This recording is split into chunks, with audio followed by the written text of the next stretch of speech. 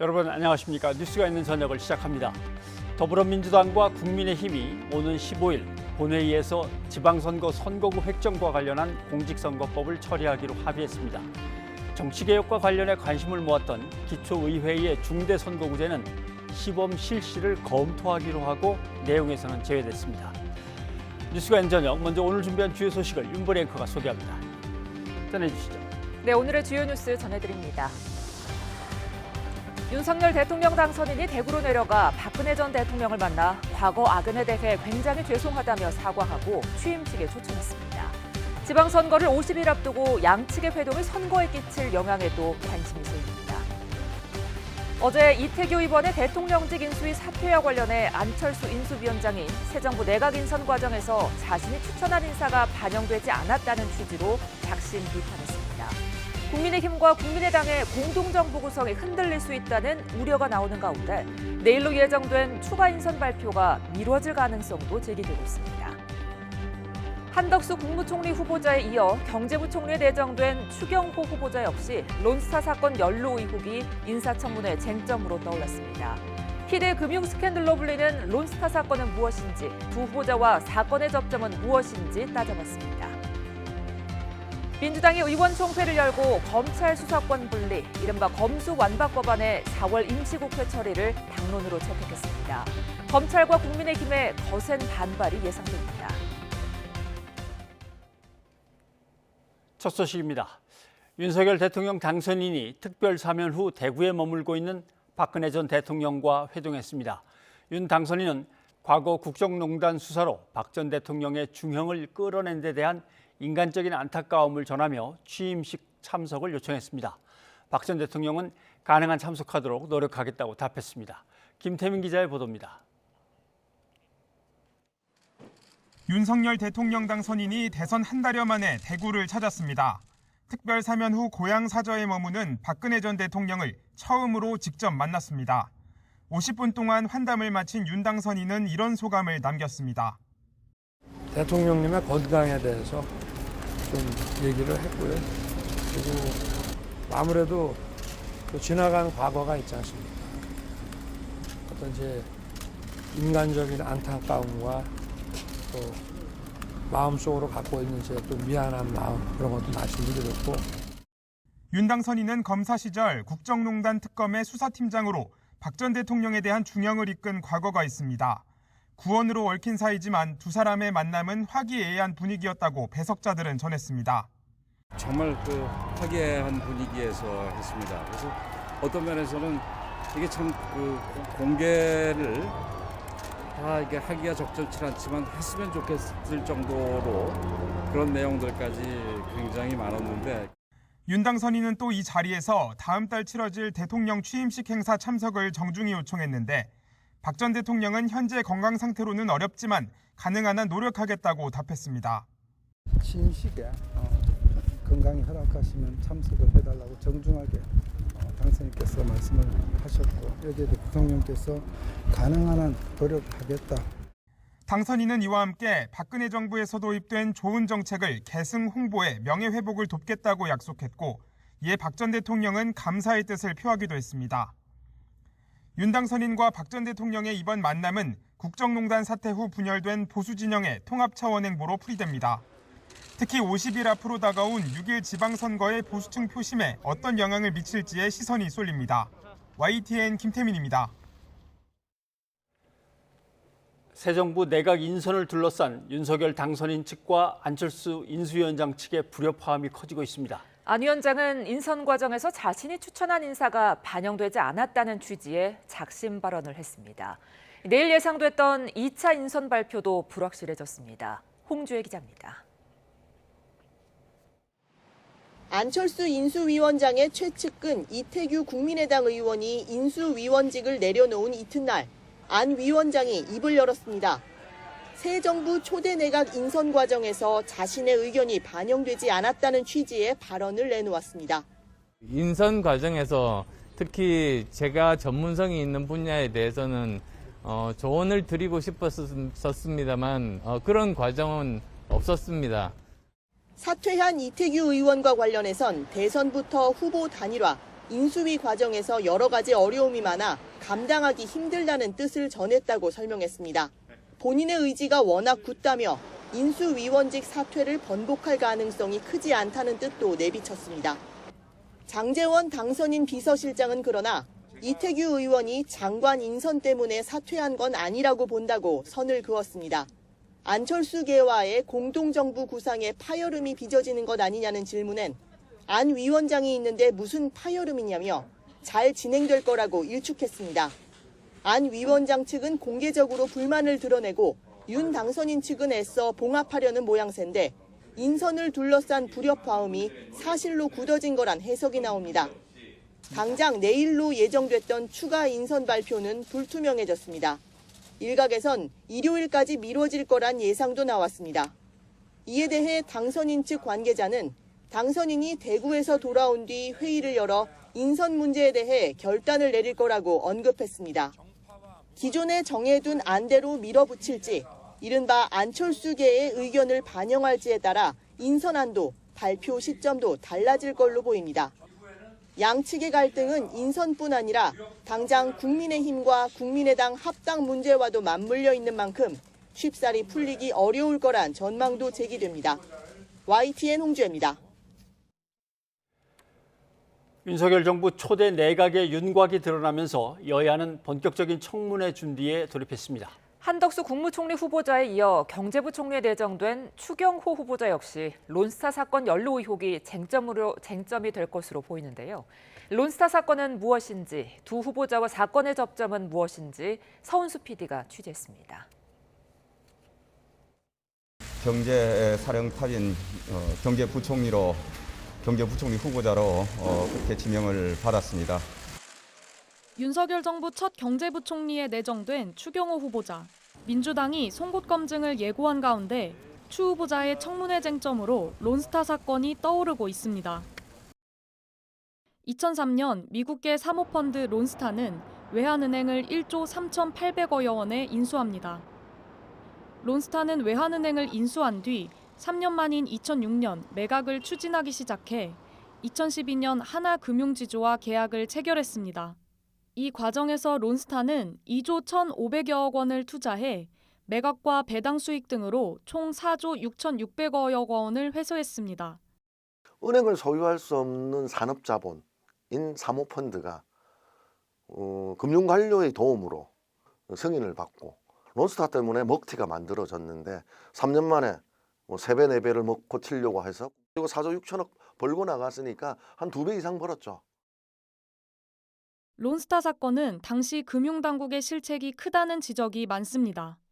우선 인수 당시 금융당국이 외환은행의 국제결제은행 자기자본 비율을 조작해 은행법상 인수 자격이 없는 론스타가 예외적으로 인수를 승인받게 했다는 의혹이 있습니다. 감사원은 당시 외환은행이 어느 정도 자본 확충은 필요하지만 사모펀드의 경영권을 매각해야 할 상황은 아니었다고 봤습니다.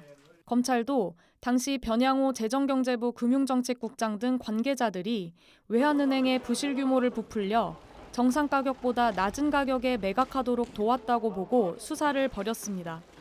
외환은행 자산을 저평가하고 부실 규모는 부풀려 이후 매각이 진행되는 과정에서도 금융당국의 관리 감독이 부실했다는 지적이 뒤따랐습니다. 2008년 론스타가 금융위에 제출한 자료와 2011년 언론 보도 등으로 론스타가 산업자본임이 드러났음에도 금융당국은 합당한 조치를 하지 않았다는 겁니다.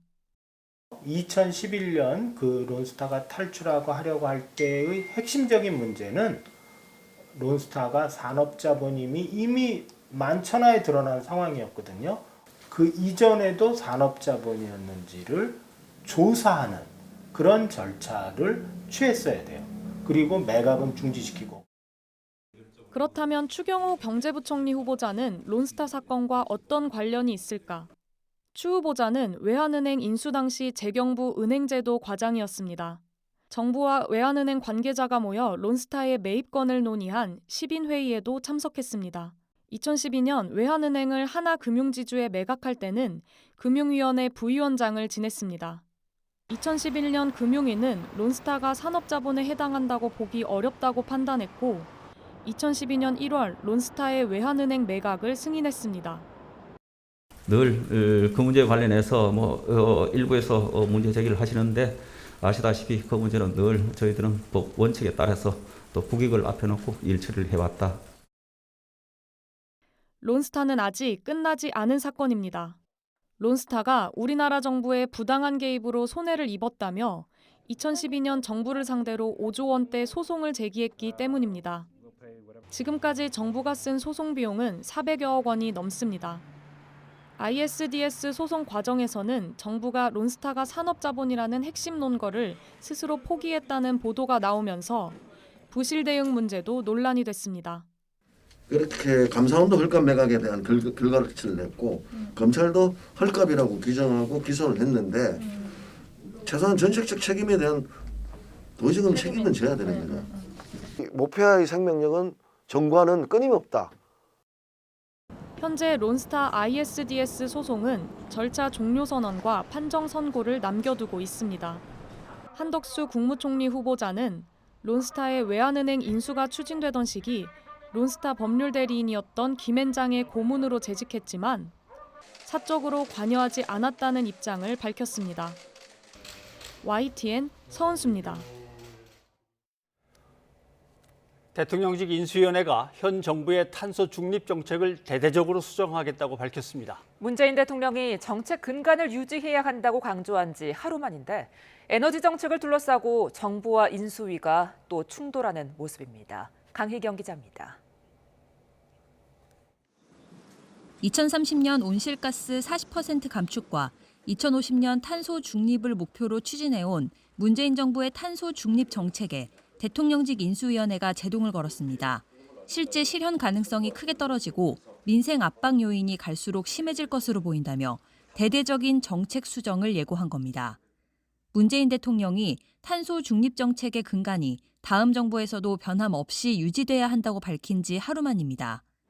인수위는 먼저 온실가스를 감축하겠다는 약속과 달리 지난해 배출량은 오히려 늘어났다고 지적했습니다. 민주당 정권은 탄소 중립을 외쳐왔지만 온실가스 배출량이 작년에 4% 이상 늘었고 경제 전반에 미칠 악영향에 대해서는 탄소 중립 시나리오를 그대로 추진하면 2050년까지 매년 4에서 6%의 전기요금 인상이 불가피하다고 말했습니다. 전기요금 인상과 생산비용 증가 등의 영향으로 국내 총 생산이 2030년까지 연평균 0.7%포인트, 2050년까지는 0.5%포인트 줄어들 거란 연구 결과도 제시했습니다. 이에 따라 인수위는 탄소 중립에 관한 현실성 있고 책임 있는 계획을 다시 세워나가기로 했습니다. 5가지의 정책 방향과 구체적 방안을 담은 전략보고서를 조만간 윤석열 당선인에게 보고할 계획인데 눈에 띄는 점은 재생에너지와 원전의 조화를 제시해 문정부의 탈원전 정책 폐기에 시동을 걸었다는 점입니다.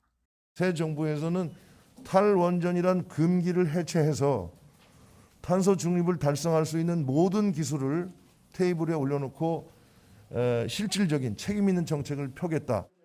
국제사회에 약속한 탄소 중립 목표는 일단 유지하겠다고 밝혔지만 대대적인 정책 손질이 불가피해진 만큼 현 정부와 인수위 사이 긴장 수위가 다시 높아질 것으로 보입니다. YTN 강희경입니다. 윤석열 대통령 당선인이 대구에 있는 박근혜 전 대통령을 찾아 과거 국정농단 특별검사와 피의자로서의 악연에 대해 미안한 심경을 전했습니다. 6월 지방선거를 50일 정도 앞두고 양측의 회동이 이뤄진 만큼 선거에 미치는 영향은 어떨지도 관심이 커지고 있습니다. 전국 소식 김성환 시사평론가와 짚어보겠습니다. 어서 오십시오. 네, 안녕하세요. 드디어 만났습니다. 윤석열 당선인하고 박근혜 전 대통령의 목소리가 직접 실리진 않았습니다만 유 변호사의 입장을 한번 좀 들어보죠. 예. 대통령님의 건강에 대해서 좀 얘기를 했고요. 그리고 하여튼 이 아무래도 또 지나간 과거가 있지 않습니까? 어떤 이제 인간적인 안타까움과 또 마음속으로 갖고 있는 이제 또 미안한 마음 그런 것도 말씀드렸고, 하여튼 그 대통령님 이렇게 지금 살고 계시는 그런 생활 뭐 이런 거 불편하신 점이 없는지 거기에 대해서 얘기를 좀 나눴습니다. 그래서 이제 당선인께서 대통령께 참 면목이 없습니다. 그리고 늘 죄송했습니다. 이렇게 워딩을 하셨습니다. 이상 속 깊은 얘기는 저희들이 언론에 공개하기가 적절하지 않아서 이 정도로 하겠습니다. 자, 양쪽의 표현이 조금은 다른데 윤석열 당선인은 미안한 마음을 이제 전했다 이렇게 돼 있고 유영하 변호사는 아예 워딩으로 딱 얘기를 하는데 면목이 없다라는 표현을 썼다 이렇게 되겠습니다. 어쨌거나 이렇게 되면 뭐 과거의 서운함 또는 과거의 미안함 뭐 많이 해소가 됐겠나요? 근데 뭐 박근혜 전 대통령이 직접 입으로 얘기하지 않으면 알기는 좀 쉽지 않은 상황이잖아요. 난 이미 용서했다 뭐 이런 얘기가 나오면 또 모르겠는데 그게 아니니까요. 예. 정치는 일종의 프로토콜이 굉장히 중요하잖아요. 그러니까 형식적인 측면에서 당선인이 대구에 가 있는 박 전 대통령을 직접 찾아갔다. 찾아가서 면목 없고 죄송하다라고 얘기했다. 그러면 박 전 대통령이 사과를 받아줬다. 이렇게 해석하는 게 일단은 맞아 보여요. 예. 그리고 난 다음에 나중에 또 어떤 얘기는 할지 모르지만 형식이라고 하는 게 그래서 굉장히 중요하다. 이런 거거든요. 그러니까 지방선거에서 일단 보수표 결집을 하겠다. 이렇게 얘기하려고 하는 그러니까 그런 의도를 노렸다고 하면 그럼 어느 정도 효과가 있을 수 있겠다. 이런 생각은 드는데요. 다만 이걸 지켜보는 적지 않은 국민들은 굉장히 씁쓸하다고 생각할 겁니다. 예. 이게 감정의 문제를 떠나서서요. 그러니까 새 대통령 당선인하고 전직 대통령하고의 만남이었으면 모르겠는데 그냥 전직 대통령이 아니라 탄핵된 대통령이잖아요. 그러니까 국민 1,600만 명이 촛불을 들어서 일종의 탄핵을 시킨 겁니다. 국민이 국민의 손으로. 그리고 입법적, 사법적 절차가 다 끝난 거예요. 그러니까 문재인 대통령이 사면 복권을 했다 하더라도 그게 어디로 가는 건 아닙니다. 근데 당선인이 가서 특별검사로 가가지고 결국 이제 수사팀장을 맡아서 죄를 물었던 당사자잖아요. 네. 그랬던 사람이 면목이 없습니다. 이렇게 얘기를 해버리면 그러면 촛불 시대 이전으로 돌아가는 거 아니겠어요? 일종의 반동이라고도 생각될 수 있는 부분입니다. 그러니까 역사적인 평가는 아직 끝나지 않았다. 그 끝난 역사적 평가까지 되돌리려고 해서는 안 된다. 이런 생각이 드는데요. 그래서 문재인 대통령이 한 말이 저는 좀 기억나는데요. 촛불혁명으로 대통령이 당선이 됐잖아요. 네. 근데 이런 얘기는 했습니다. 역사는 때로 정체되고 퇴행하기도 하지만 결국 발전하고 진보한다는 믿음을 가지고 있다. 이렇게 얘기했는데요. 글쎄요. 사면 복권을 시켜준 문 대통령이 이런 말을 과연 해도 되는가 이런 거에 대한 논란은 또 있을 수 있다고 생각하지만 문 대통령은 진보할 것이다 이렇게 믿고 있는 것 같습니다. 근데 적지 않은 국민들은 정말 진보하는 거 맞는가라고 질문을 던질 것 같습니다. 아무튼 분명한 것은 당선인이 수사를 했던 당사자로서 개인적으로 어떤 감정을 갖고 있고 그걸 미안하게 전달하는 건 문제가 없는데 국민의 탄핵에 의해서 이루어진 수사고 처벌이었기 때문에 거기에 대해서 면목이 없다는 표현은 아무튼 뭐 이후에라도 이건 국민의 뜻과 배치되는 거 아닌가 이런 논란은 뭐 얼마든지 있을 수 있겠습니다. 대선 기간 동안에도 그 부분에 대해서는 일정하게 선을 걷어요. 윤석열 당선인도 그 부분까지 내가 잘못한 것은 아니다라고 하는 입장을 뭐 여러 가지 말이 좀 바뀌는 과정은 있었지만 그런 입장을 취했거든요. 예. 바로 이제 그런 국민들의 시선을 의식한 것이다 이렇게 봐야 될 것 같거든요. 근데 그런 것에 대한 태도가 다 없어져 버렸다는 거예요. 그냥 가서 면목 없고 죄송했습니다. 이렇게 얘기해버리고 있다는 거죠. 그러니까 그거는 조금 더 선을 그어줬어야 할 부분이라는 겁니다. 그건 아마 유영하 변호사의 그 뒤에 그 워딩 이상 속 깊은 얘기는 저희들이 언론에 공개하기가 적절하지 않습니다. 여기에 뭐 담겨 있는지도 모르겠습니다. 근데 그건 굉장히 좋은 얘기였다고도 지금 설명을 하고 있어요. 그래요? 그러니까 그 사이에 어떤 대화가 나눠졌는지는 정확하게는 알 수 없지만 좋다고 얘기했기 때문에 뭐 서로 간에 인상 찌푸릴 만한 얘기가 오고 갔을 것 같지는 않습니다. 예, 알겠습니다.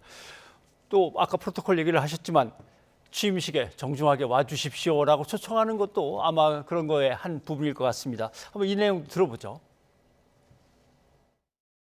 취임식에 건강이 허락하시면 참석을 해달라고 정중하게 당선인께서 말씀을 하셨고 여기에 대해 부통령께서 가능한 한 노력하겠다.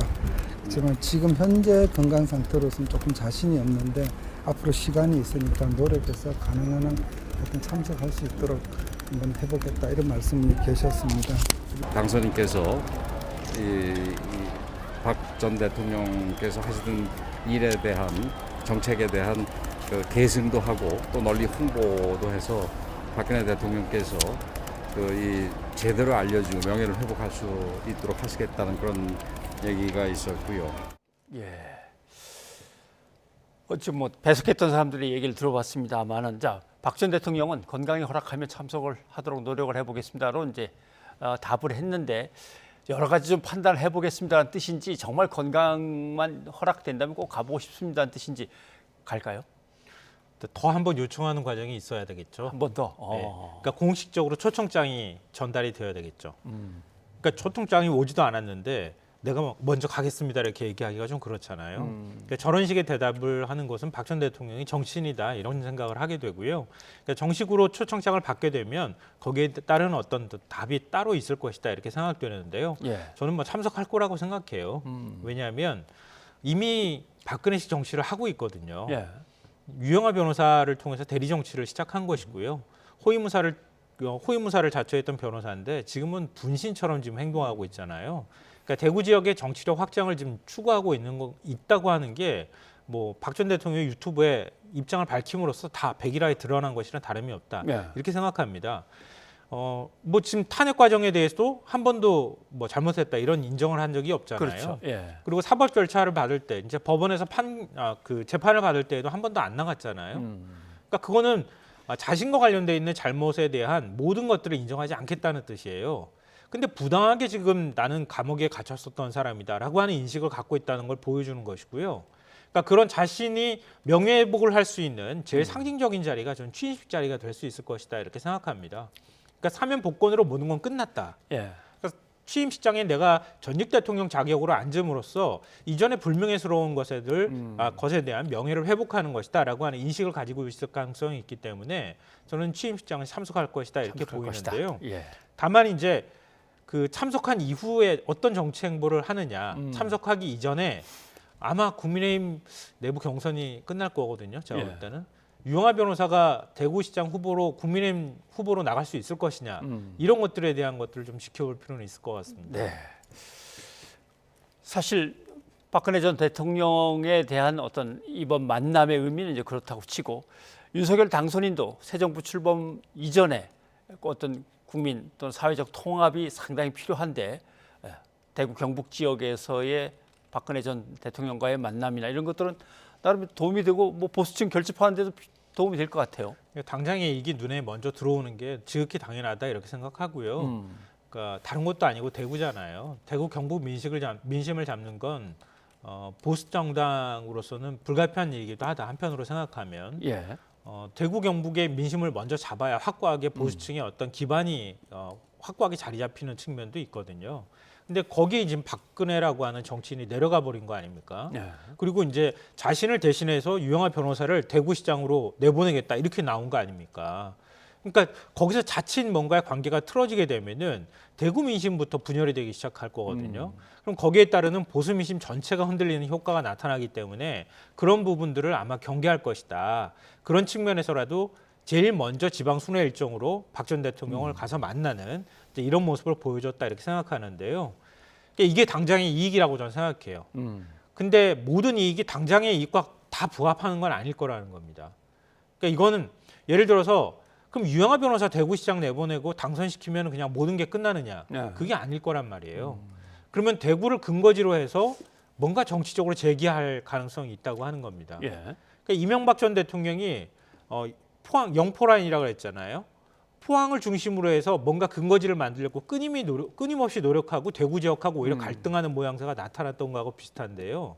만약에 대구를 거점으로 해서 박근혜식 정치가 다시 시작된다고 하면 지금은 당장 지방선거엔 도움이 될 수 있겠지만 앞으로 총선이나 이럴 때 대구 지역에 박 전 대통령이 네 사람을 넣겠다고 하기 시작하면 보수층이 오히려 민심이 분열되는 현상으로 갈 수 있다. 갈등의 요인이 될 가능성도 있다. 이렇게 핵심 생각합니다. 지지 기반이 거기인 국민의힘으로서는 조금 당혹스러울 수도 있고 그렇겠군요.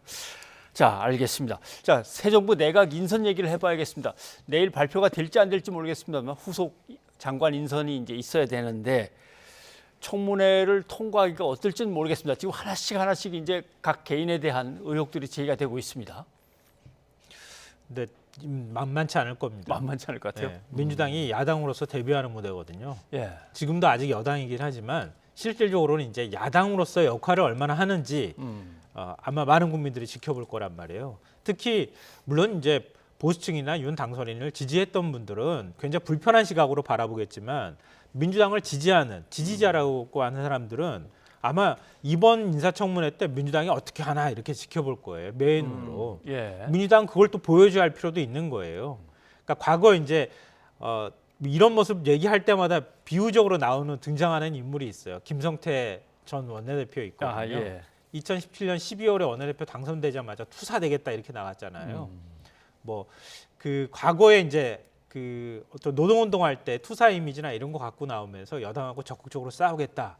그 전까지 사실 국민의힘은 뭐 여러 가지 전신 당이었지만 제대로 싸우지 못했다고 하는 비판이 많았거든요. 야당은 싸움으로써 뭔가 지지 동력을 확보하는 그런 이거 썩 좋다고만 얘기하기는 어렵지만 그게 이제 정치 현실이기도 합니다.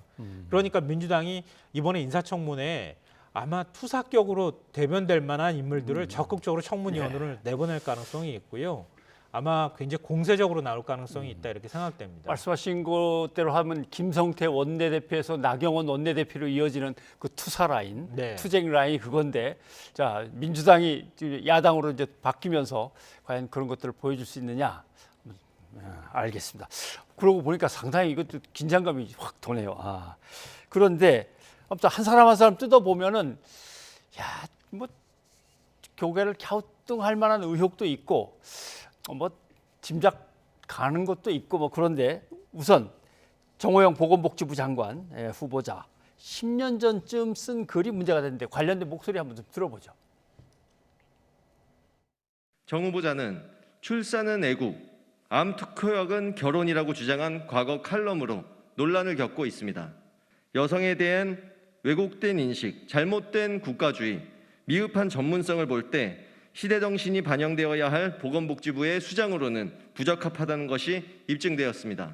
의료 문제에 있어서 그 시점에서 일어나는 가장 핫 이슈들에 대해서 쉽고 재미있게 풀어서 설명하는 그런 성격의 글이었습니다. 그렇지만은 그런 것들 때문에 혹시라도 지금 10년이 지난 지금의 상황에서 만일이라도 마음이 불편하시고 상처받으신 분들이 있다면은 대단히 죄송하게 생각을 합니다. 지금의 젠더 감수성으로는 출산이란 말도 조심해서 쓰고 출생이라고 바꿔서 쓰기도 하고 뭐 이러는데 10년 전쯤의 분위기면은 어떻게 판단해야 될까? 어떻습니까? 또 오늘 한겨레 신문 만평 봤는데요. 천리마 운동을 연상하게 하는 그림을 그렸더라고요. 출산으로 애국하자 뭐 이런 이제 그렇게 이제 촌평을 하는 모습을 봤는데요. 그러니까 이게 두 개의 칼럼이 연달아서 지금 문제가 되고 있거든요. 대구 지역 일간지에 칼럼을 계속 썼던 것 같아요. 2012년에 쓴 칼럼이 바로 이제 출산과 관련되는 문제인데요. 결혼만으로도 당장 예비 애국자가 될 수가 있고 출산까지 연결된다면 비로소 애국자의 반열에 오르고 만일 셋 이상 다산까지 한다면 위인으로 대접받아야 한다. 이렇게 얘기를 했거든요. 모르겠습니다. 10년 사이에 한국 사회가 많이 변했기 때문에 당시에 이제 감수성하고 지금하고 다를 수 있습니다. 이렇게 얘기하고 사과를 할 것으로 보이는데요. 지금에 있어서 시각으로 바라보자면 대단히 부적절한 표현인 것만은 틀림이 없는 거죠. 대한민국 출산율 떨어지는 거 심각한 문제라는 거 모르는 사람은 없잖아요.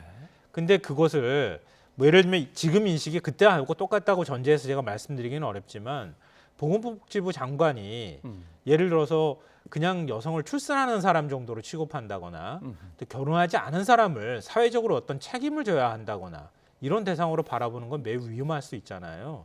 그런 부분에 대한 논란은 불가피할 것 같고요. 제가 볼 때는 오히려 더 의료 분야를 책임지고 있는 복지부 장관이기 때문에 그 다음에 2013년에 쓴 칼럼이 더 큰 문제가 되는 것 같아요. 아동청소년법 개정 때 나왔던 얘기요? 칼럼 제목이 3m 청진기예요. 그러니까 제가 설명드리면 이유를 알 텐데요. 이른바 아청법이라고 하잖아요. 아동 청소년 성보호에 관한 법률 개정안이 통과가 되고 그리고 이제 취업 제한 업종에 그러니까 직종에 의료인이 포함이 된 겁니다. 그러니까 아동 청소년에게 성적 범죄를 저질렀을 때 그 사람의 사회적인 자격을 박탈하는 문제인데 자격이라기보다는 취업을 취업. 일정 기간 동안 제한하는 이런 거예요. 거기 대상에 직종에 의료인이 들어갔다. 여기에 대해서 전국의사총연합회가 굉장히 반발하면서 표현을 사용했던 게 3m 청진기예요. 이게 왜냐하면 환자가 오는데 환자가 나를 성추행했다고 말할 수 있으니 3m 길이의 청진기를 구입을 해가지고 그거를 그 여성 환자한테 주고 청진기를 가슴에 스스로 대게 해라. 의사가 이렇게 되면 이거 성추행이 될 수도 있으니까 이런 식으로 비유적으로 하려고 이런 주장을 했던 거예요. 근데 그 주장을 그대로 갖고 오고 난 다음에 어쩌면 앞으로는 여성의 손목에 실을 매 옆방에서 진맥을 했던 선조들의 모습으로 되돌아가야 할지도 모를 일이다. 이렇게 표현을 했어요. 지금 이게 왜 심각하다고 얘기하냐면요. 의사들의 성폭력 문제는 굉장히 오래전부터 얘기가 되었던 겁니다. 그러니까 제대로 된 처벌도 안 되고 징계도 안 되고 의사 자격 정지 안 되잖아요. 그것 때문에 국민들이 굉장히 많은 분노를 해왔거든요. 그때도 이런 분노가 있었던 시점이었어요. 그런데 그런 것들을 막자고 해서 법률을 개정하고 특히 아동 청소년에 관한 거잖아요. 그러니까 가중처벌을 하는 조항을 만든 겁니다. 근데 그 부분에 대해서 취업규칙 제한을, 취업 제한을 둔다고 해서 반발한다고 3m 청진기를 비유적으로 표현을 하고 그러면 실매달아 가지고 의사가 진료해야 되겠네? 라고 얘기하는 건 매우 부적절하다. 성인지 감수성 문제를 떠나서 오로지 의사나 의료인의 편의적 관점에서 세상을 바라보는 것 아닌가. 이런 시각을 가지고 보건복지부 장관을 할 때 과연 환자들의 입장에서 뭔가를 결정할 수 있겠는가. 이런 것에 관한 의문을 자연스럽게 가질 수밖에 없을 것 같습니다. 이건 뭐 증빙을 내놓고 말고의 문제가 아닌데 자기가 발표했던 글들이 그대로 있는 거니까. 네, 그렇죠. 참. 그리고 국토교통부 장관 이제 후보자로 나서게 된 원희룡 후보자. 민주당은 특별히 관심을 갖고 지켜보는 것 같아요. 근데 내용을 대충 들어보면 결국 개발, 자본 뭐 이런 것과 얽힌 얘기인 것 같습니다. 근데 보는 시각에 따라 다를 것 같은데요. 일단 왜 그러면은 국토교통부 장관으로 임명했는가 거기서부터 얘기가 풀려나갈 수밖에 없을 것 같아요. 이른바 대장동 일타 강사를 자처했고 거기에 따르는 공세를 적극적으로 펼친 것에 대한 공을 인정한 것이다. 그래서 국토부 장관으로 뭐 내정한 것 아닌가 이런 이제 평가가 있기 때문에 특히 이재명 상임 고문하고 연결될 수밖에 없잖아요. 그러니까 민주당 입장에서는 더 각을 세울 수밖에 없다 이렇게 봐야 될 것 같고요. 아마 개인 사적인 어떤 의혹이라든가 이런 것보다는 선출직이었기 때문에 이전에도 그러니까 그런 의혹 제기보다는 좀 더 정치적인 측면에서 민주당이 공세가 있을 가능성이 있어 보여요. 더군다나 이제 대장동 일타 강사를 자처했기 때문에 부동산 문제에 대해서 어떤 태도를 취하는가가 굉장히 중요한데 아마 제주지사를 거쳤으니까 제주 제2공항, 신공항 건설하는 문제에 있어서 건설을 적극적으로 추진했고 공론화 작업까지 거쳤는데 오히려 공항 건설 반대 의견이 더 많이 나왔음에도 불구하고 그냥 밀어붙였잖아요. 이것 때문에 제주 사회가 반쪽이 났다고 할 정도로 굉장히 큰 갈등에 시달리고 있거든요. 이제 그런 부분에 관한 것. 그리고 중국인들 외국인 투자를 허용함으로 인해서 거기에서 나타난 폐해라든가 이런 문제에 대한 지적도 있을 것 같고요. 뭐 임대차 3법 당장 폐지해야 된다 이런 얘기부터 시작해서 그동안에 얘기했던 것들이 굉장히 많거든요. 문재인 정부 부동산 정책을 비판하기 위해서 했던 발언 거기에 대해서 하나하나씩 따져 들어가는 과정들이 있지 않을까 이렇게 생각합니다. 알겠습니다. 자, 그런데 지금 뭐 인수위원회나 국민의힘이나 지금 해야 될 일들이 뭐 산적해 가면서 막 처리하기가 급한데 국민의당 이태규 의원이 인수위원회에서 자진 사퇴를 했습니다. 과연 그 배경이 뭐냐? 갈등이 자꾸 불거지는 거 아니냐인데 한번 얘기를 들어보시죠. 청사진을 제대로 실행에 옮길 만한 능력 있는 분들을 또 추천도 해드렸습니다. 그렇지만 그 인사는 당선인의 목 아니겠습니까? 인선 과정에서 특히 제가 전문성이 있는 분야에 대해서는 조언을 드리고 싶었습니다만 그런 과정은 없었습니다. 안철수 위원장과 저하고 자주 만나서 소통하고 있고 오늘 오전에도 1시간 정도 이런저런 현안에 대해서 많이 말씀을 나눴고요. 어쨌든 이태규 의원님하고 저는 이 정권 창출 또 이 정권에 대한 참 무한한 책임을 가지고 있고요. 또 두 사람 간의 신뢰는 저는 변치 않고 있다 이렇게 생각합니다. 얘기하고 싶은 게 있었는데 과정 절차가 없었습니다. 아니 안 대표를 인수위원장으로 지금 모시고 있는데 무슨 문제가 있겠습니까? 이거 어떻게 봐야 될까요? 공동정부는 물 건너 간 거죠. 그래요? 네, 맞습니다. 그러니까 총리직 맡지 않겠다고 하면서 사실 일정하게 균열의 조짐이 나타났다고 보고요. 이태규 의원이 인수위원 사퇴함으로써 공동정부 구성에 관한 어떤 합의는 물 건너 간 것이다. 이렇게 보는 게 맞을 것 같아요. 왜냐하면 공동정부라고 하면 기본적으로 내각에 대한 추천권을 일부 행사한다거나 아니면은 책임 총리를 맡는다거나 그게 공동정부에 대한 그림인 것이지. 그렇죠. 뒤에서 우리가 합의했으니까 뭐 같이 책임 있습니다. 이렇게 해서 공동정부가 되는 건 아니거든요. 그러니까 최소한 그런 모양이 전혀 나타나고 있지 않잖아요. 그러니까 공동정부라고 보기 어려워졌다. 아니 어려워진 것이 졌다고도 볼 수 있겠지만 공동정부라고 불리길 원하지 않는다고 생각할 수도 있을 것 같아요. 왜 총리를 맡지 않겠다고 말했는가 할 때 언론들이 다 분석해 준 거예요, 사실은. 왜냐하면 나중에 가서 총리를 맡으면 윤석열 정부하고 운명을 같이 해야 되거든요. 과거 총리가 대통령 된 적이 없다고 하는 것도 다 그런 맥락인 거거든요. 이전 정부에 대한 비판적 인식들을 국민들이 갖고 있기 때문에 그 정부에 함께 뭔가 몸담았던 사람에 대한 좀 신뢰나 거부감 같은 것들을 갖고 있는 겁니다. 이낙연 전 대표도 역시 마찬가지로 그 프레임에 발목이 잡혀 있었던 거거든요.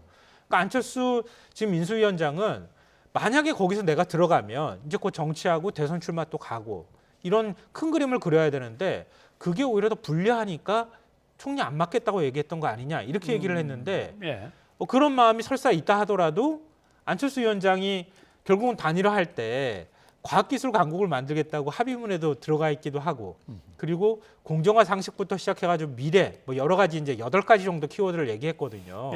최소한 그래도 그 모든 키워드를 다 실현하고 구현하기는 어렵다 하더라도 통합하고 과학기술 두 가지 분야에 있어서만큼은 확실한 지분이 있을 것이다. 그렇게 봤거든요, 저는. 근데 두 가지 다 지금 안 되는 것 같아요. 곽희정 통부 장관 정도는 안철수 지금 인수위원장이 좀 같이 나와가지고 발표해 줘야 되는 거 아닙니까? 최소한 그 정도 그림이 나오려면. 근데 그런 멋진 그림도 사실은 없었어요. 그거는 발이 강제로 빼줬는지 아니면 본인 스스로가 뺐는지는 모르겠지만 이제는 공동정부라고 부르기가 쉽지 않은 상황이 됐다. 이것만은 뭐 분명한 것 같습니다. 차기 인선 발표가 한 번 더 있을 텐데 그때 어떻게 하는지 한번 좀 지켜보십시다. 안 물어보고 있다는데요. 자, 김 평론가 여기까지 듣겠습니다. 고맙습니다. 네.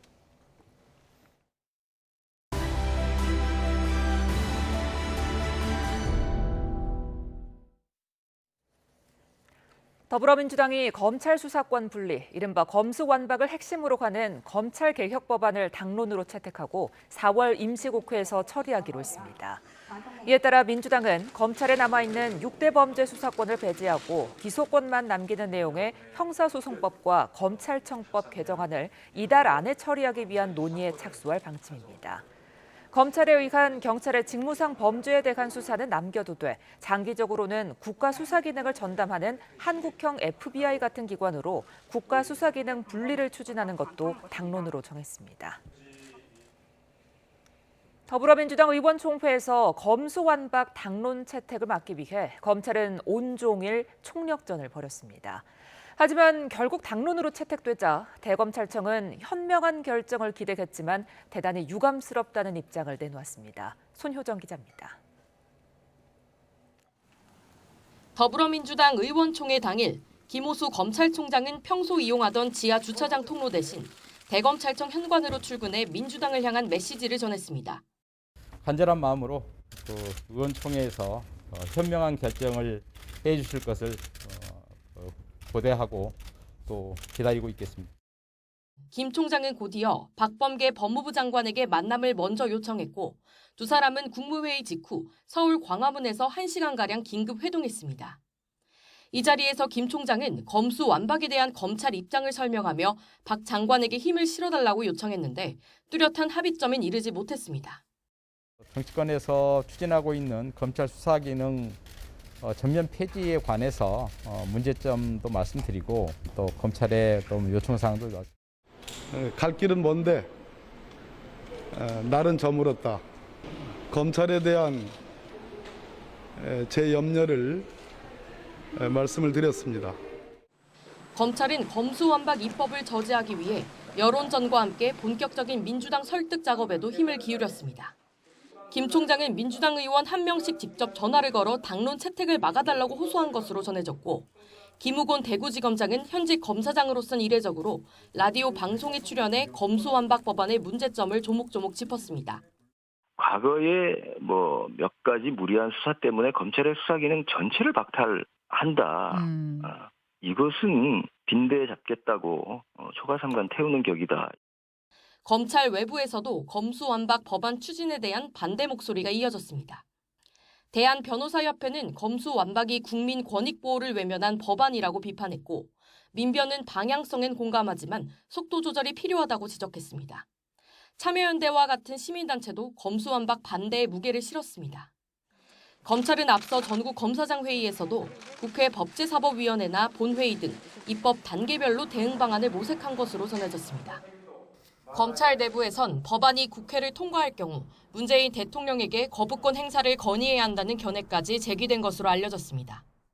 향후 국회 논의 상황에 따라 김호수 총장 등 지휘부가 직접 국회를 찾아 대응 수위를 높이며 접점을 넓혀갈 것으로 보입니다. YTN 손유정입니다. 타이완 해역의 조난 사고 현장에 투입됐다가 복귀하던 중 헬기 사고로 순직한 해경 항공대원들의 합동 영결식이 거행됐습니다. 슬픔에 빠진 가족과 동료들은 눈물로 마지막 길을 배웅했습니다. 차상은 기자입니다.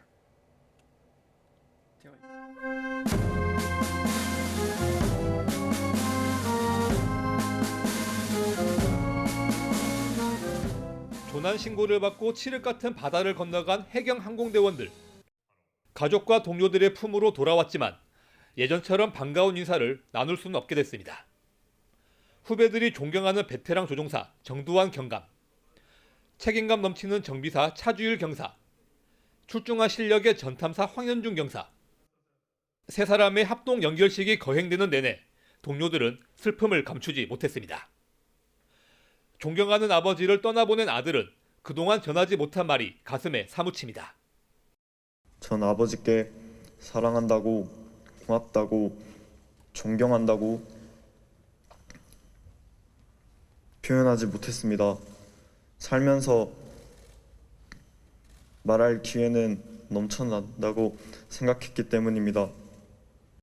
형제보다 더 가깝게 지내온 항공대원들은 국민의 안전을 지키면서도 스스로의 안전을 지키지 못했다며 먼저 떠난 동료들에게 마지막 인사를 건넸습니다.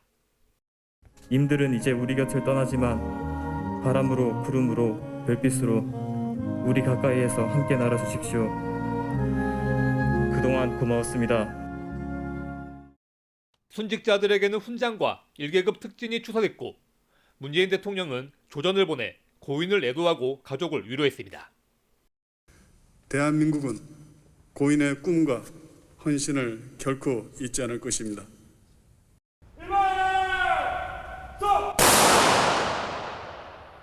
고인들은 지난 7일 조난 신고를 받고 타이완 해역에 출동했다가 복귀하던 중 타고 있던 헬기가 추락해 순직했습니다. 이들의 유해는 국립대전현충원에 안장됩니다. YTN 차상은입니다.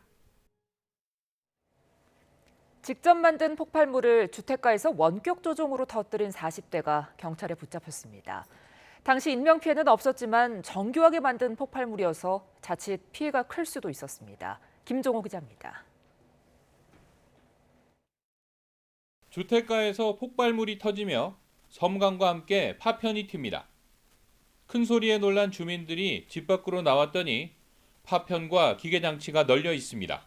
다들 사고 난 줄 알았어. 자동차 사고 난 줄 알았어. 전부 다 놀래갖고 다 쫓아나왔지. 우리 2층 아주는 말로는 침대에서 흔들렸다더라고. 폭발물을 만든 사람은 40대 A씨.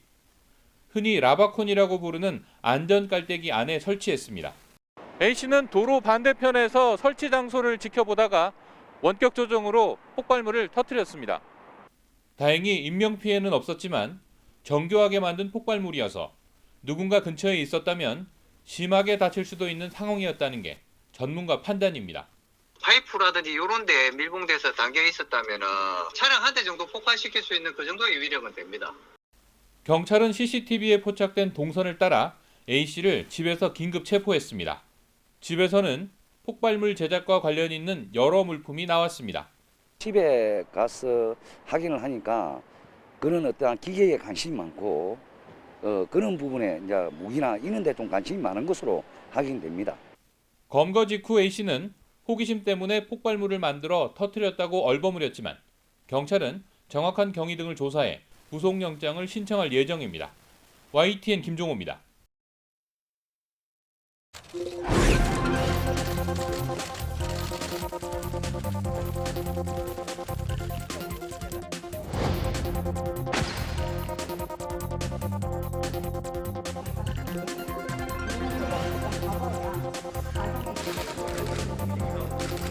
수사권과 기소권을 모두 독점하면서 사실상 견제 없는 그런 권력을 향유해왔다.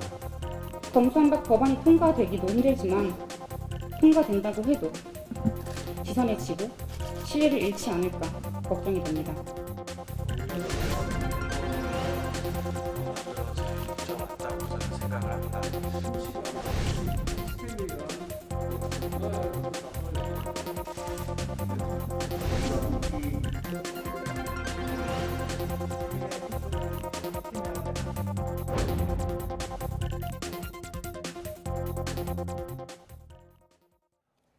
네, 검찰의 수사권을 폐지하는 법안에 대한 공방이 뜨겁습니다.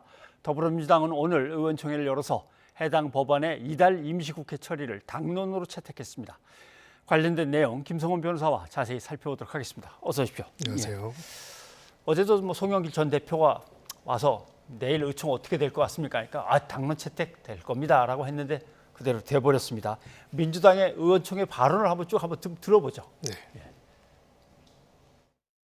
53년 이후로 검찰이 수사권을 가져왔고 수사권과 기소권을 모두 독점하면서 사실상 그 견제 없는 그런 권력을 향유해왔다 이렇게 생각합니다. 이 권력을 이제 개혁해야 될 때가 되지 않았나 생각을 합니다. 국민의힘과 인수위 그리고 검찰까지 나서서 여론을 왜곡하고 개혁입법 저지에 총력을 다하고 있지 않습니까? 이럴 때일수록 우리는 당력을 하나로 모아서 입법의 실현에 집중하고 성과를 또한 내야 되겠습니다. 문제는 강행을 하더라도 통과시킬 방법이 마땅치 않다는 것입니다. 정의당의 동참과 민주당 의원의 일치 단결 없이 통과는 불가능합니다. 그런데 정의당이 공식적으로 반대했고 당 내에도 다양한 의견이 많습니다. 검찰개혁 분명히 해야 하지만 방법과 시기는 충분히 더 논의해야 합니다. 자, 도대체 법안을 만들어서 통과를 시킨다 그러면 그 법안은 어떤 것들입니까? 좀 살펴봐야겠습니다. 하나씩. 네, 이제 아마 속보로 나오고 일단은 워딩은 이렇게 되어 있습니다. 이제 검찰의 수사권을 완전 박탈, 검수 완박을 4월 중에 법안을 처리해서 하겠다, 예. 당론 채택했다. 이게 핵심 제목이고요. 그럼 구체적으로 무엇을 하느냐에 있어서 결국 두 단계로 이야기를 했습니다. 예. 현재 검찰의 수사권과 관련된 모든 법적인 근거를 없애는 예. 형태의 법 개정을 하겠다. 좀 더 구체적으로는 형사소송법의 196조 그리고 검찰청법에 있는 4조 단서 조항 중에서 이제 관련돼서 지금 6대 범죄에 대해서 검찰의 수사권이 있습니다. 예. 이 부분들을 상당히 없애겠다라는 것이고요. 그렇다면 이제 궁금한 거는 그렇다면 수사권이 없다면 그러면 6대 범죄는 누가 어떻게 수사를 하는가 예. 이겠죠. 이 부분과 관련돼서는 구체적으로 이렇게 하겠다라는 걸 확정적으로 얘기하진 않았습니다. 다만 이제 뭐 중수청을 설치할 수도 있고 경찰한테도 줄 수 있고 그럴 경우에 경찰에게 많은 권한이 부여돼서 공룡화된다라는 비판에 대해서는 경찰을 견제할 수 있는 별도의 또 법안의 논의를 진행하겠다. 예, 이 정도의 입장을 일단 밝힌 상황입니다. 예. 일단 검찰이 수사를 할 법적 근거를 이미 다 지워버렸으니까 그 다음에 그걸 어디다 맡길까는 다시 국민의힘하고 만나서 또 논의를 하면 될 거 아니냐 이런 얘기가 될 수도 있겠군요. 그렇습니다. 알겠습니다. 근데 사실은 지금의 그 세 가지죠. 검찰과 경찰에게 수사권을 나눠주는 문제. 특히 그중에서 검찰한테는 말씀하신 6대 범죄에 대한 수사권은 그대로 맡기는 문제. 네. 그다음에 이제 공직자 비리 수사처가 나머지 공직자와 관련된 수사를 맡는.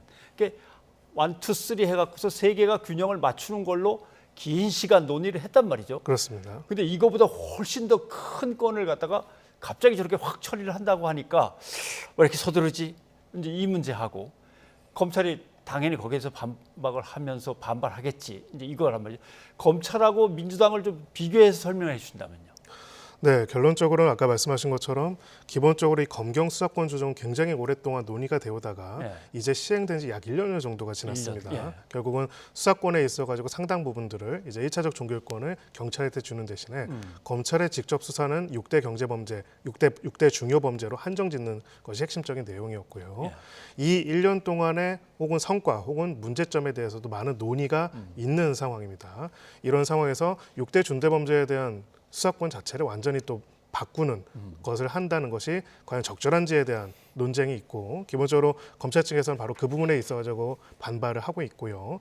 두 번째로 이제 민주당 입장에서는 검찰 개혁은 기존의 검경 수사권 조정안 1년 전에 합의로 통과된 그 안으로는 충분하지가 않기 때문에 일단은 검찰의 수사 권력 자체를 해체시켜야 한다라는 이야기가 있고 이런 부분도 정치적인 상황 또한 있는 것 같습니다. 네. 결과적으로 이제 약 한 달 후에 새로운 대통령이 취임을 하게 된다면은 이렇게 법안을 통과를 하더라도 거부권 행사를 통해 가지고 해당되는 것이 좌초될 수가 있기 때문에 새로운 이제 행정부가 바뀌기 전에 이 부분을 통과를 시켜가지고 입법적으로 만들어 놓겠다라는 입장을 한 것인데요.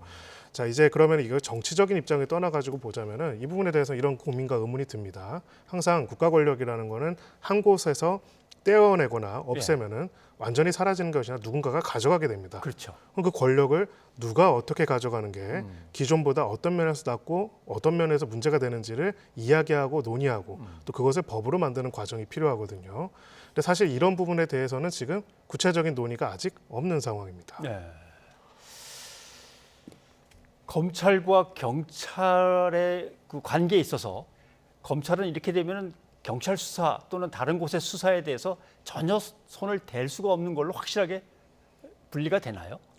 그럴 가능성이 있습니다. 네. 물론 이제 이 부분도 강론을 좀 봐야겠고 합니다. 지금 현재로서는 1차적인 종결권이 경찰에게 있다 보니까 경찰에서 이 부분에 대해서 불송치 결정을 하거나 혹은 기소 의견으로 기소하는 걸로 결정을 하더라도 기본적으로 검찰에서 보완 수사 요구권을 통해 가지고 해당되는 것들을 계속 보완 수사를 요청하는 그런 구조로 되어 있습니다. 네. 원래 이 검수완박 얘기를 할 때는 이 보완 수사 요구권도 없앤다, 아니다 뭐 이런 얘기가 왔었는데 현재 민주당에서 당론으로 채택한 것이 구체적으로 어느 정도까지인지 아직 확인은 안 되는 상황입니다.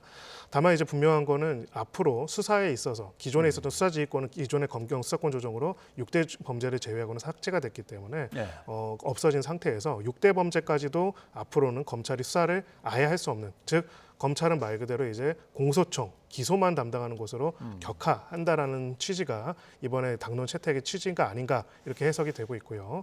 다만 이제 이 부분에 대해서 우리가 고민할 수밖에 없는 게 그럼 우리가 수사권, 기소권 분리해야 한다. 그게 뭐 세계적인 트렌드다. 혹은 그러면 안 된다 얘기들이 있습니다. 국민들이 이해하기 쉽게 이야기를 하자면은 수사권, 기소권이 함께감으로 인한 효율과 또 권력 남용의 문제가 있고요. 또 함께감으로 떨어짐으로 인한 또 권력의 분산과 또 소위 말하는 효율성 저해의 문제가 있습니다. 마치 이제 양극단에 있는 것이죠. 즉 기소할 사람들이 뭐가 증거인지를 알고 찾아내려는 수사를 제대로 해야지 효율적인 수사가 돼서 범죄를 밝혀낼 수 있다는 점에서 좋지만은 그렇다 보면은 기소할 수 있는 권한이 있는 사람이 목적을 가지고 수사를 과하게 하거나 수사를 해야 할 거를 안 해서 방해를 함으로써 기소가 안 되는 문제도 발생을 합니다. 네. 바로 수사권, 기소권이 한 곳에 있다는 것에 대한 문제를 그렇게 제기를 해서 분리해야 되는 얘기가 나온 건데 문제는 이제 분리를 하게 되면 또 발생하는 문제가 근데 사실은 기소와 수사는 원칙적으로는 권한일 뿐만 아니라 상호 협조적이고 보완적이어야 하거든요. 이거를 기존의 검경수사권 조정 1년 동안 어떻게 해왔고 앞으로 어떻게 할 것인지의 논의가 이제 되고 있는 시점에서 앞으로 그러면 이 부분을 수사권을 일단 박탈한 다음에는 어떻게 할 것인지 사실은 법률가로서는 학계로서는 또 현장에서는 굉장히 이 부분이 궁금한 부분입니다. 알겠습니다. 말씀하신 대로 학계에서 보자면 연구를 충분히 하고 저게 성공할 건지 아닐 건지 시뮬레이션을 돌려본 적도 아직 없기 때문에 의견이 분분할 수밖에 없고 또 새로운 여당은 이제 정부와 함께 반발할 거고 물론 검찰 조직도 반발하겠죠. 이 처리가 제대로 되겠습니까? 일단은 현재 여러 가지 법상으로는 처리가 어려울 가능성도 배제할 수는 없습니다. 일단은 지금 안건조정소위원회가 새롭게 이제 사보임을 통해 가지고 변경이 됐고, 그래서 그 안건조정소위원회를 통해서 통과하고 본회의에 상정은 될 수 있겠지만은 필리버스터라고 하죠. 무제한 토론을 통해 가지고 막을 수 있는 또 방법도 있을 수가 있습니다. 그 필리버스터 같은 경우에는 그것도 종결시키기 위해서 180석 이상의 의원들의 동의가 필요하기 때문에 가령 이제 현재 정의당이 이 부분에 대해서 반대하는 당론을 채택하고 있다면은 필리버스터를 통해 가지고 사실상 지연될 수가 있고요. 원래 이제 5월 3일 국무회의 의결을 통해서 공포하는 것을 목표로 한다고 하는데 결국은 이제 법률안을 이제 국무회의로 보내가지고 공표하기까지는 시간이 걸립니다. 그래서 15일이라는 시간이 걸리기 때문에 이런 점들을 역산해서 검토를 해봤을 때는 결론적으로 필리버스터가 길게 이루어지고 제때 종결이 안 된다면은 결국은 새 정권이 들어선 이후에야 법안이 의결이 되도록 넘어갈 수밖에 없고요.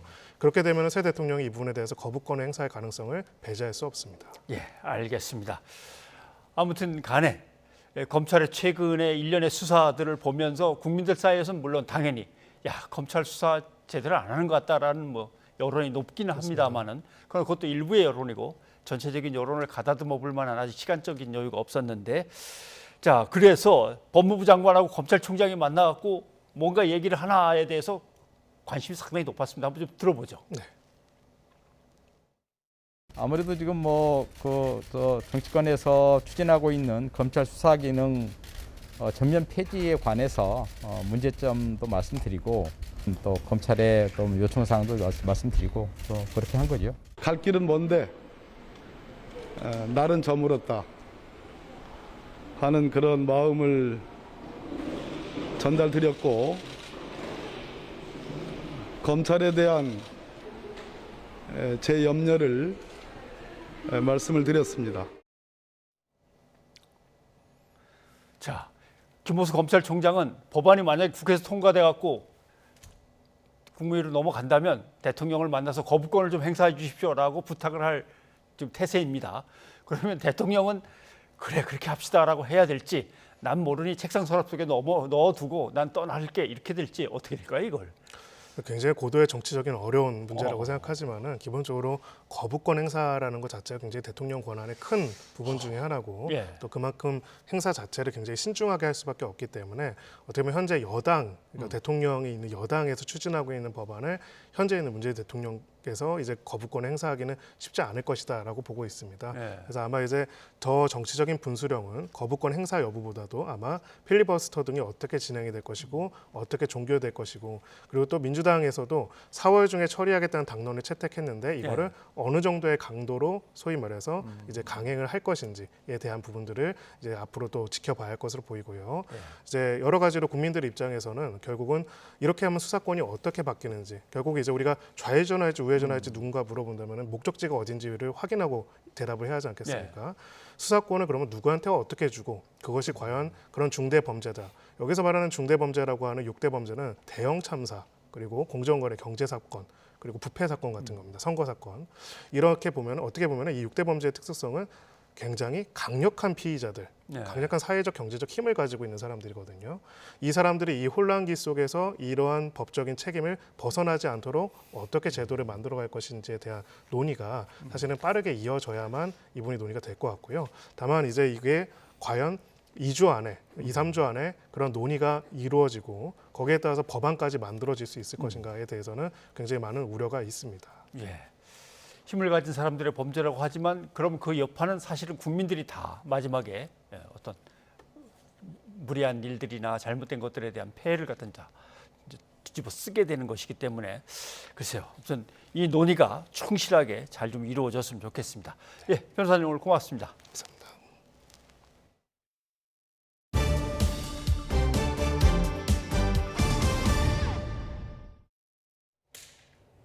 오미크론 변이 대유행이 감소세를 보이면서 지난주 전국의 코로나19 위험도가 5주 만에 한 단계 하향 조정됐습니다. 하지만 위중증과 사망자가 고령층에 집중되며 감소세가 더딘 만큼 이들을 대상으로 백신 4차 접종을 실시하기로 했습니다. 기정훈 기자입니다.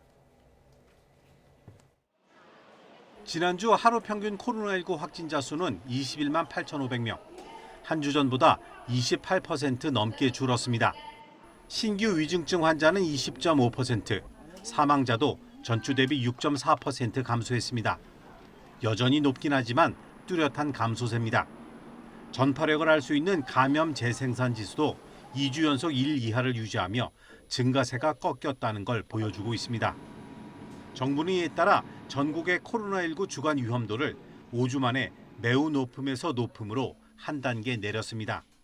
수도권의 위험도 역시 한 단계 내렸는데 비수도권은 6주 연속 매우 높음을 유지했습니다.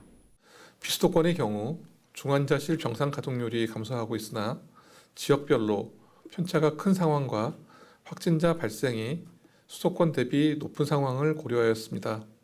모든 연령대에서 발생률이 줄고 있지만 19살 이하 젊은 층이 10만 명당 613.2명으로 높은 발생률을 유지하고 있습니다.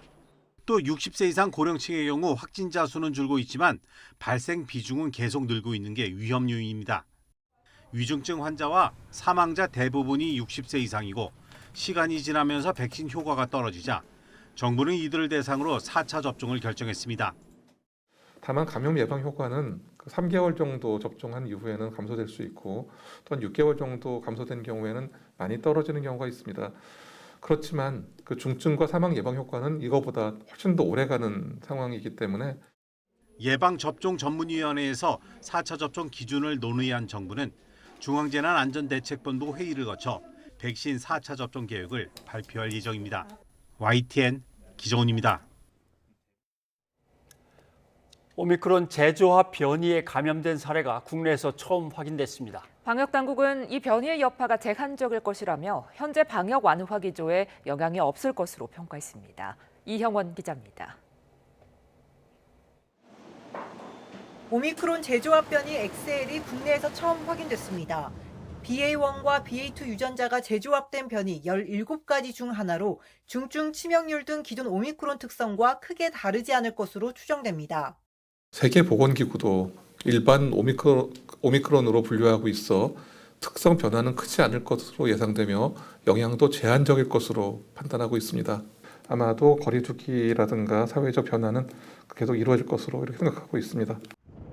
실제 감염 사례를 봐도 기존 오미크론 확진자와 다른 특이사항은 관찰되지 않았습니다. 감염자는 지난 2월 백신 3차 접종을 마친 40대로 지난달 21일 의심 증상이 나타나 검사한 뒤 확진됐습니다.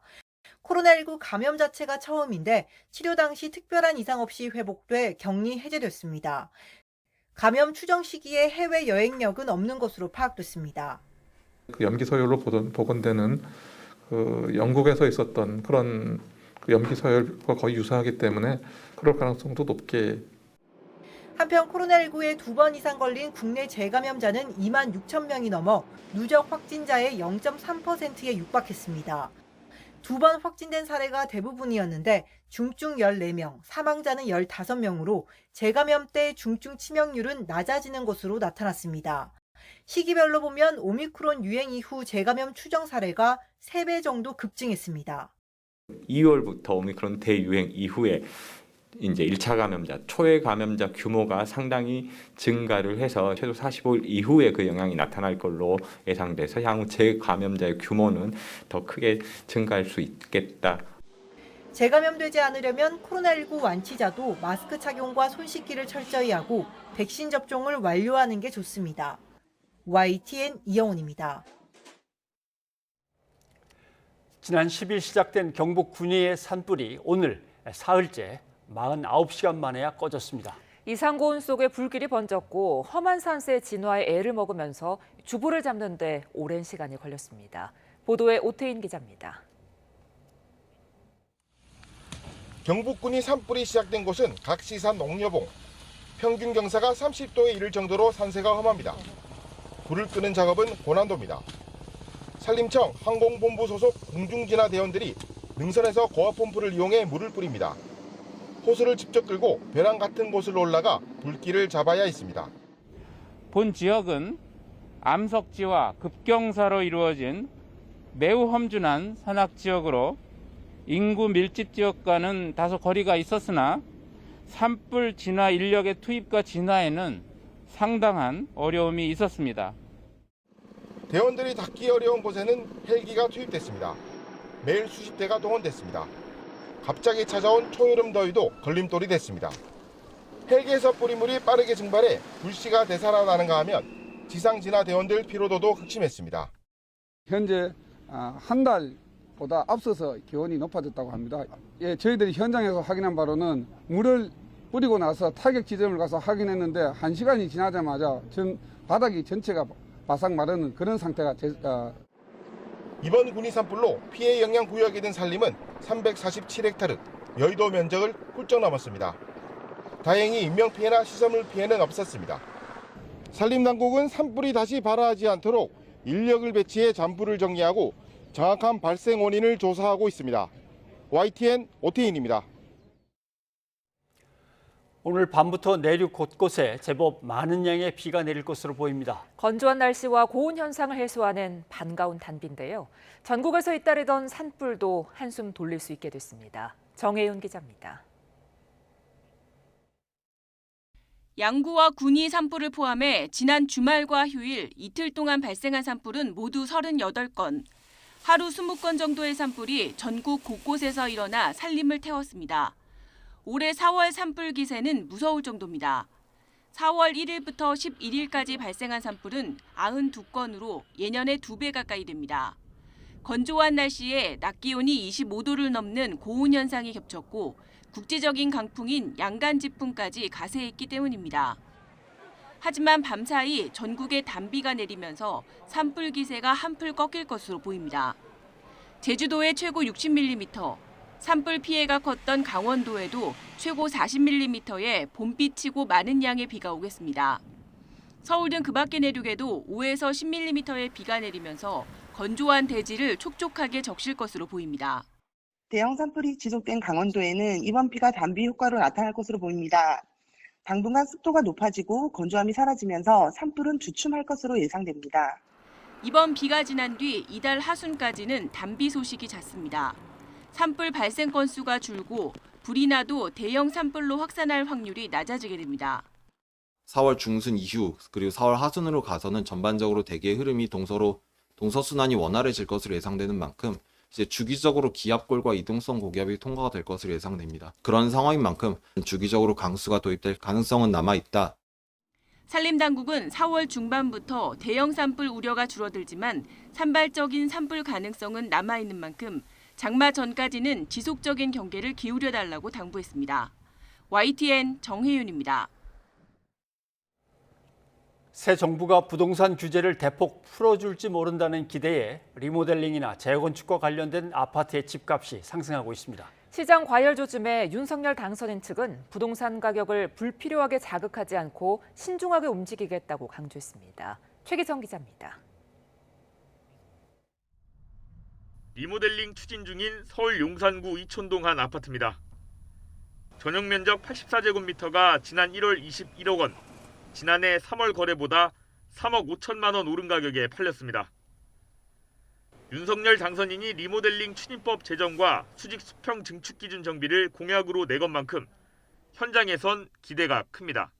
법이나 규제가 정비되지 않은 것도 많고 좀 더 완화가 필요한 부분도 많이 있습니다. 그래서 그런 부분이 이번에 새 정부 규제 완화가 맞물려서 리모델링 사업에 많은 도움이 될 수 있지 않을까 하고 기대하고 있습니다. 오래된 아파트가 몰려있는 서울 영등포구 여의도동 집값도 오르는 추세입니다. 지난해 3월과 올해 3월을 비교하면 평균 아파트 시세가 19억 6천여만 원에서 21억 9천여만 원으로 12.2% 상승했습니다. 이 아파트 전용 면적 139제곱미터는 최근 거래보다 2억 원 높은 신고가에 지난달 팔렸습니다. 재건축 규제 완화에 대한 기대감이 작용한 것으로 풀이됩니다. 시장 불안 징후가 곳곳에서 나타나자 문재인 대통령은 윤 당선인 측 정책 방향을 우회적으로 비판했습니다. 어렵게 안정세를 찾아가던 부동산 시장에 영향을 줄 수 있는 전반적인 규제 완화는 매우 신중을 기해야 할 것입니다. 원희룡 국토교통부 장관 후보자는 현 정부 정책 실패로 집값 장벽이 현대판 신분계급이 됐다고 지적하면서 규제 완화로 투기 이익을 얻을 수는 없을 거라고 못 박았습니다. 지나친 규제 완화, 또 잘못된 시장에서 악용될 수 있는 잘못된 시그널로 악용될 수 있는 부분에 대해서는 저희들은 매우 신중할 뿐만 아니라 완급 조절을 시사하는 메시지가 나오면서 정책 세부 내용이 발표되기 전까진 시장은 숨고르기 국면으로 들어갈 가능성이 커졌습니다. 새 정부 출범 이후 부동산 규제 완화의 명확한 수위를 확인하고 매입을 결정하려는 관망 움직임으로 서로 거래 줄다리기가 나타나면서 집값 불안을 유발하지 않는 속도로 공약을 이행할 수 있을지 새 정부가 시험대에 오르게 됐습니다. YTN 최기성입니다.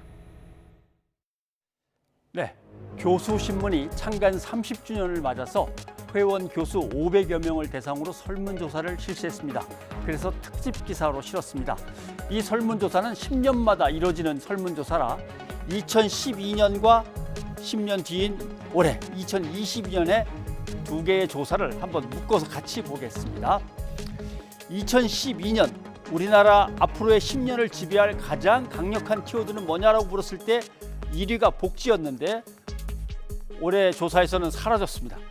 2위는 사회통합 그대로 유지가 됐고 양극화가 3위였다가 올해는 4위로 밀려났고 그 대신 4차 산업혁명이 들어갔군요. 그다음에 저출산 고령화는 10년 전에 4위를 할 정도로 이거 심각하다 했는데 10년 뒤에는 맨 위로 올라왔습니다. 저출산 고령화 정말 심각하다라고 하는 거죠.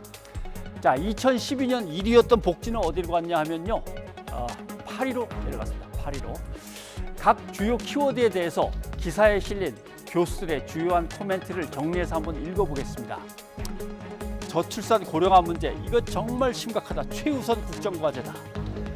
결국 외국인들 중에서 어느 정도의 수준을 갖춘 사람들을 선발해서 그 사람들한테는 시민권을 확 열어주고 그다음에 다른 나라 사람들이 우리나라에 와 살고 싶다 그러면 이주를 받을 수 있는 정책을 좀 확대하자라고 하는 거고요. 정년을 연장할 필요도 있고 그러면 연금을 또 개혁할 필요도 있고 아무튼 인구의 규모를 유지해야만 된다라고 하는 얘기입니다. 그 다음은 사회 갈등의 해소와 국민 통합. 중도층이 두터워야지 사회가 건강한데 중도층에 있는 사람들을 이번 대선에서는 그래서는 안 돼, 너 진보야 보수야 둘 중에 하나를 빨리 택해라고 강요했다. 그런 느낌이었다는 거고요. 지역, 계층, 학연, 지연, 계파가 워낙 강하게 작용을 하다 보니까 사실 초중고 교육이 끝나고 대학 교육을 해서 사회는 공정해야 된다, 민주적으로 처리해야 된다 이런 걸 아무리 교육을 시켜도 이게 안 먹힌다는 겁니다. 그다음 이념, 계급, 젠더 갈등이 10년 동안 계속 심해졌는데 이번 대선 때는 뭐 거의 심리적인 전쟁 상태로 갔다. 이렇게 분석을 하는군요. 다음은 4차 산업혁명. 이 키워드는 2016년 1월 스위스 다보스 세계경제포럼 이후에 널리 쓰인 키워드라 2012년 조사 때는 없었습니다. 이번에 3위로 껑충 뛰어 올라서 들어갔죠. 다양한 과학기술 인재를 육성하는 건 당연하고 융합기술을 기반으로 하는데 교육도 역시 융합된 교육이어야지 이거를 가르칠 수 있다는 거고요. 기술 발전에만 신경 쓰면 안 된다. 사람을 어떻게 할 건가, 사람의 관심을 두는 것이 무너지면 안 된다. 삶의 행복을 항상 염두에 두고서 기술을 발전시켜야 된다. 이 얘기입니다. 그 다음은 양극화. 자, 상대적 박탈감은 결국 서로를 불신하게 되고 사회적 신뢰가 추락하게 된다. 결국 이러면 공동체를 붕괴시키게 된다. 빨리 해소해야 된다라고 하는 겁니다. 교수 사회는 우리 사회를 이렇게 진단하고 또 걱정하고 있었습니다. 전상욱의 앵커 리포트였습니다.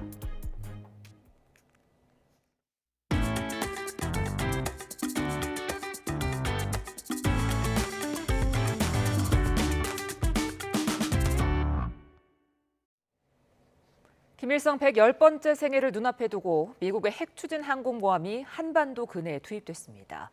북한의 추가 도발을 억제하기 위해 고강도 압박에 나선 건데 미국 북핵 담당자들이 다음 주 한국을 찾는 등 대북 정책 조율에도 속도를 내고 있습니다. 이교준 기자입니다. 떠다니는 군사기지로 불리는 미 항공모함 에이브램 링컨함의 출동은 미 정부의 대북 초강수로 평가됩니다. 북한의 ICBM 발사 이후 미국의 전략자산 전개가 예상됐지만 예상보다 빠르고 수위도 높습니다. 그만큼 북한의 추가 도발을 억제하려는 미 정부의 강한 의지가 실려 있다는 분석입니다. 생각보다 굉장히 강력한 무력 시위를 통해서 경고를 보내는 거고 또 예상되는 북한의 추가 핵실험이라든지 ICBM 발사에 대해서도 결코 좌시하지 않겠다라는 일종의 메시지를 보내고 있다고 생각합니다. 미 항모의 출동은 북한이 핵실험 재개 등으로 한반도 긴장을 최고조로 끌어올렸던 문재인 정부 초기와 닮아 보입니다. 미국은 지난 2017년 11월 로널드 레이건함 등 항공모함 3척을 한미연합훈련에 참여시키며 전방위 압박했습니다. 당시 북한은 화성 15형 시험 발사로 즉시 맞대응했지만 다음해 2월 평창올림픽을 계기로 대화 국면으로 돌아섰습니다. 하지만 지금은 북한이 레드라인을 넘어 핵무력 증강에 속도를 내고 있는 상황입니다. 강대강 국면으로 갔다가 결국 다시 대화 협상 국면으로 전환되는 게 과거의 패턴이었다면 지금 같은 경우는 강대강 대결 이후에 또 다른 강대강 대결이 예상이 되니까 그 어느 때보다도 불확실성이 높다. 오는 15일 김일성 110번째 생일에 즈음해 전략무기 시험 발사나 핵실험 등 대형 도발에 나설 것이란 우려가 커지고 있습니다. 이에 따라 미국의 전략 폭격기 등 전략 자산이 추가로 전개될 가능성이 있는 가운데 새 정부와 대북 정책을 조율하기 위한 바이든 행정부의 행보도 빨라지고 있습니다. 한미 정책협의 대표단의 방미에 이어 성김 미 국무부 대북 특별대표 등 미국의 북핵 담당 당국자들이 다음 주 한국을 방문해 현 정부는 물론 차기 정부 인사들과 잇따라 만납니다. YTN 이교준입니다. 오늘 저희가 준비한 소식은 여기까지입니다. 저희는 내일 저녁에 다시 찾아뵙겠습니다. 함께해 주신 여러분 고맙습니다.